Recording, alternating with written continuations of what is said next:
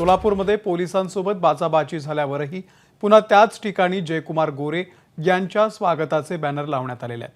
काही वेळापूर्वी no digital झोनमध्ये बॅनर लावल्यानं पोलीस आणि पालिकेने हे बॅनर हटवलेले होते। मात्र त्यावरून कार्यकर्ते आणि पोलिसांमध्ये मोठ्या प्रमाणात बाचाबाची झाली।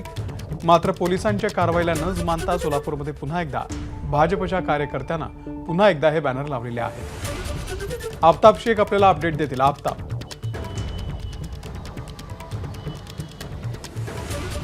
अमोल, मी सोलापुरातल्या 7 रस्ता परिसरामध्ये आणि याच ठिकाणी जयकुमार गोरे जे नूतन पालकमंत्री आहेत सोलापूरचे, त्यांच्या स्वागतासाठी भाजपचे कार्यकर्ते असलेल्या प्रकाश घोडके यांनी हा भला मोठा डिजिटल लावलेला होता। जवळपास तासाभरापूर्वीच अशाच पद्धतीने एक डिजिटल लावण्यात आला होता। नो डिजिटल झोन आहे खरं तर हा, आणि त्यामुळे पालिकेनं कारवाई करत हे बॅनर जे आहेत ते पोलिसांच्या मदतीने बॅनर हटवलेले होते। मात्र पोलीस आणि पालिकेच्या कारवाईला न जुमानता पुन्हा एकदा या प्रकाश घोडकेंनी पुन्हा एकदा त्याच जागेवरती भला मोठा बॅनर लावलेला आहे। खरं तर पालकमंत्री म्हणल्यानंतर सोलापूर जिल्ह्यातली कायदा आणि सुव्यवस्थेची जबाबदारी जी आहे ती राखण्याची जबाबदारी ही पालकमंत्र्यांची देखील असते। मात्र त्यांच्याच कार्यकर्त्यांकडनं पहिल्याच दिवशी म्हणजे जयकुमार गोरे हे पहिल्याच दिवशी या ठिकाणी सोलापूरमध्ये येतात आणि त्यांच्याच स्वागतासाठी अशा पद्धतीनं नियमांचं उल्लंघन करून जे आहेत ते बॅनर लावल्याचं आपल्याला दिसतंय।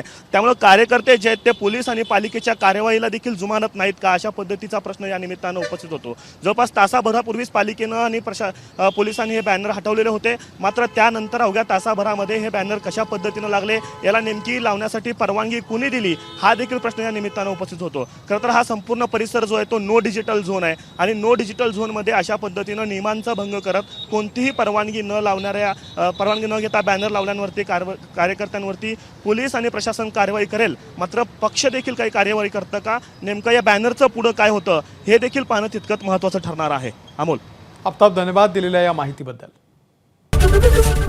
एबीपी माझा, उघडा डोळे बघा नीट।